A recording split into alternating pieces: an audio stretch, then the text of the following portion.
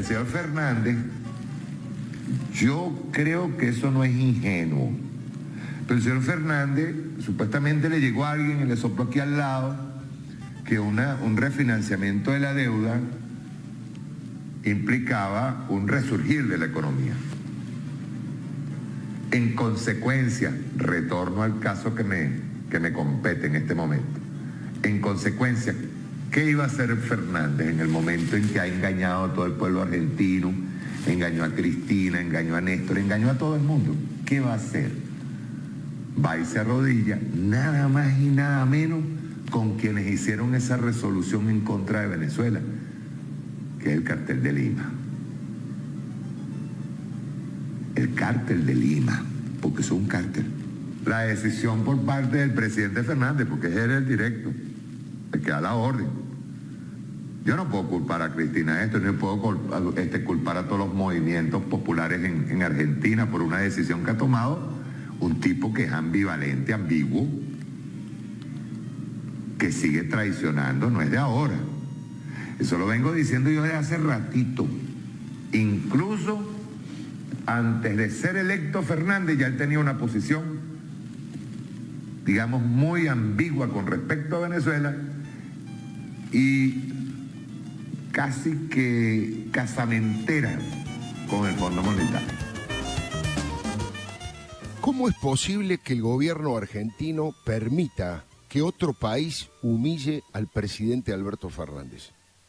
¿Cómo es posible que todos los ministros y gobernadores se queden callados frente a las agresiones verbales que el jefe de Estado sufrió por parte de altas autoridades de Venezuela? ¿Cómo es posible que la vicepresidenta Cristina, la jefa del jefe de Estado, mire para otro lado cuando el primer mandatario de la Argentina es vapuleado por funcionarios extranjeros? ¿Se imaginan qué hubiera pasado si el canciller norteamericano o el uruguayo o el chileno hubieran castigado tan duramente a Alberto Fernández como lo hicieron Diosdado Cabello, Jorge Arreaza o Mario Silva? Hubieran dicho que el imperialismo norteamericano y sus socios de Uruguay o Chile están atropellando la soberanía nacional y ofendiendo al presidente de todos los argentinos. Hubieran dicho que es intolerable que funcionarios de otros países tengan semejante nivel de injerencia en los asuntos de nuestro país y hubieran retirado a nuestro embajador en Washington o en Montevideo o en Santiago. Pero como los venezolanos son chavistas, tienen carta blanca para faltarle el respeto al presidente Alberto Fernández. ¿No hay un poco de dignidad nacional frente a los escupitajos verbales que lanzaron los chavistas sobre las autoridades argentinas? ¿Alberto le tiene miedo a lo que diga Cristina? ¿Tan baja tiene la autoestima? ¿No siente menospreciado y erosionada su investidura presidencial frente a los sablazos que vienen de otra nación? ¿Se van a quedar mudos frente al maltrato chavista? Diosdado Cabello es el carnicero más poderoso que hay en Venezuela. Es el principal acusado en el informe de Michelle Bachelet por el terrorismo de Estado. Diosdado es el poder detrás del poder. Nicolás Maduro es apenas un títere de Diosdado que no tiene un pelo de sonso. Diosdado tiene alquilado a Alberto. Ahora se refirió a él como un presidente que llega y defrauda y lo trató de tibio y frío. Eso dijo después de agradecer las declaraciones de Alicia Castro y Eve de Bonafini que criticaron al canciller Felipe Solá y al voto del gobierno argentino en Naciones Unidas apoyando el informe de Michelle Bachelet que denuncia la barbarie de la narcodictadura chavista. Diosdado también le dijo a Alberto que el Fondo Monetario es el principal enemigo de los pueblos de América Latina, justo cuando el ministro Martín Guzmán está a estas horas haciendo malabarismos para llegar a un acuerdo con ese organismo. Pero digo que Diosdado lo tiene alquilado porque ya le había hecho una advertencia apenas Alberto ganó en las PASO, ¿se acuerda? En aquel momento este tirano, feroz, entrometido e irrespetuoso le dijo a Alberto que no se creyera que lo estaban eligiendo porque es él. Hay algunos que llegan ahí y se olvidan de que solos no podrían jamás. Esa amenaza a Alberto fue en línea con las acusaciones de Mario Silva que escuchamos al comienzo de esta columna. Dijo que el señor Fernández engañó a todo el pueblo argentino, engañó a Cristina, a Néstor, a todo el mundo, se arrodilló ante el cártel de Lima, todos países arrodillados al imperialismo norteamericano. Yo no puedo culpar a Cristina por esto, dijo Silva. Es una decisión que ha tomado un tipo que es ambivalente, ambiguo y que sigue traicionando con una postura casamentera con el Fondo Monetario. Silva es uno de los voceros del partido de gobierno y miembro de la Asamblea Nacional y dijo todo esto en la televisión estatal, donde obviamente solo se expresa el chavismo cleptocrático y fascista de izquierda. Pero esto no es todo. El canciller Jorge Arreaza retuiteó a Alicia Castro, respaldando su renuncia como embajadora designada en Rusia, y a uno de los más obvios defensores del marxismo más jurásico y fracasado como es Atilio Borón. ¿Qué dijo Borón que tanto le gustó al canciller de Venezuela? Que el voto de Argentina es un grave retroceso de la política exterior al asociar a nuestro país a la ofensiva de los Estados Unidos contra el pueblo venezolano. Insisto con mi pregunta. ¿Se imaginan si 3 dirigentes y funcionarios de otro país hubieran dicho eso de Alberto y de Felipe Solá? Hubieran puesto el grito en el cielo. Hubieran presentado una protesta formal, muy contundente y, repito, hasta a lo mejor hubieran retirado el embajador argentino. Pero no pasó nada de eso. Se tragaron el sapo ideológico por pánico a Cristina, que calla y otorga. Eso demuestra la inquietante debilidad del gobierno de Fernández, que recibe fuego amigo todos los días. Horacio Berbisky cuestiona las medidas económicas y a Sergio Berni. Roberto Navarro exige que los ministros fracasados tengan la dignidad de irse. Juan Grabois dice que Alberto se alineó con Trump en esta decisión.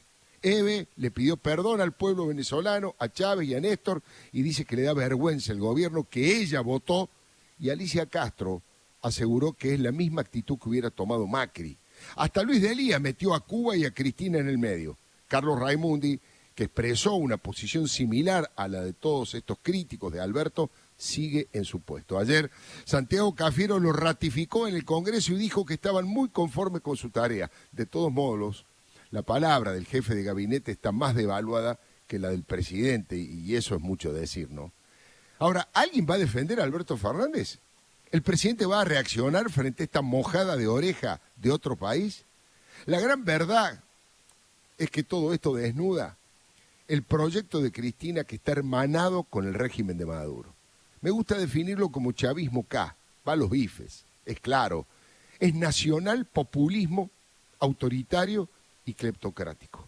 Venezuela y Argentina son los dos únicos países en la región que en mucho tiempo aumentaron considerablemente su pobreza. En el mundo, Venezuela es respaldado por Cuba, Nicaragua, Turquía, Siria e Irán, entre otros países con gobiernos absolutamente antidemocráticos y represores.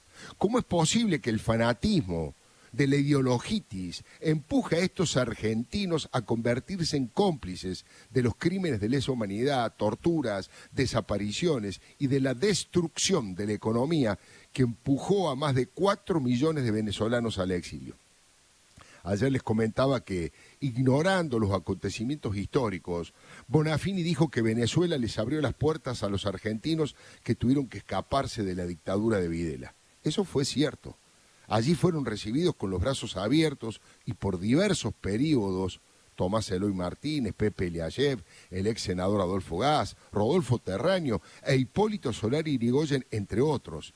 Pero el presidente era Carlos Andrés Pérez, un socialdemócrata amigo de Alfonsín, que en el año 92 sufrió un golpe de Estado que fracasó por parte de un grupo de militares de ideología cara pintada, encabezado por el entonces teniente coronel Hugo Chávez. El progresismo regresista de América Latina llama golpes militares a los que tienen como víctima a gobiernos de su simpatía.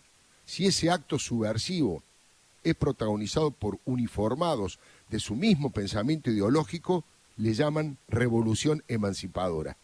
Ese doble discurso tiene vigencia ahora mismo. Para estos muchachos, Maduro no viola los derechos humanos, asesina y encarcela a los enemigos del pueblo. Y esa es la doble vara hipócrita de sus conveniencias y no de sus convicciones. No me canso de repetirlo, hoy está más claro que nunca: Cristina es Maduro, o Maduro es Cristina, como usted prefiera. Por más que se disfrace de cordero patagónico, sigue siendo un lobo feroz, o mejor dicho, una loba feroz. Quiso instalar el chavismo en la Argentina y la mayoría de los argentinos, de los ciudadanos, se lo impidió con sus votos. Pero Cristina no se rinde, ¿eh? Quiere volver por todo, para reformar la Constitución, colonizar definitivamente a la justicia, para expropiar a los medios de comunicación y gobernar con un puño de hierro. Eso es chavismo kirchnerista. Por eso le digo que Cristina es Maduro. Cristina ahora se mantiene en silencio. Sabe, porque no come vidrio, que el presunto socialismo ladri progresista tiene un rechazo muy fuerte en la inmensa mayoría de los argentinos. Mire, hasta los grupos terroristas de Hezbollah y Hamas apoyaron a Maduro. Y también la feroz guerrilla colombiana del ELN. Luis Delía salió, ¿se acordarán? En su momento, con los tapones de punta, a aplaudir a Maduro. Le recuerdo que incluso le recomendó que fusilara a los opositores y le dijo que no cometiera el mismo error que cometió Perón cuando fue derrocado por la Revolución Libertadora. Hay que tener odio en las venas para pedir fusilamiento de los que piensan distinto, ¿no? De hecho, cuando los CA estuvieron en el poder, las relaciones carnales que establecieron con Venezuela fueron muy intensas y, por supuesto, sazonadas con negocios sucios y delictivos de todo tipo. Nunca vamos a olvidar lo que el chavismo y el kirchnerismo hicieron para estafar a ambos pueblos. Préstamos de dinero a tasas del 15% que nos perjudicaron muchísimo. Bicicletas con el dólar en el mercado negro. La valija de dólares sucios de Antonini Wilson que llegó para la campaña de Cristina, los negociados de Julio Devido con el tema de petrolero y los barcos que nadie sabe cuánto fueron ni cuánto nos costaron, y las coimas que hubo que pagar con la maquinaria agrícola. ¿Se acuerda?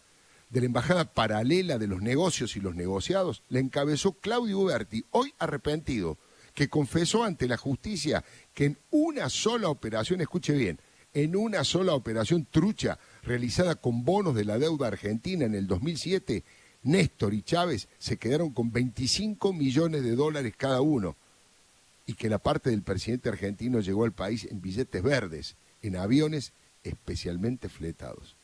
Jean-Paul Sartre dijo que a todo puede renunciar el hombre sin dejar de ser hombre, a todo, menos a la libertad, y está todo dicho. Volvé a escuchar la columna de Alfredo Leuco en radiomitre.com.ar.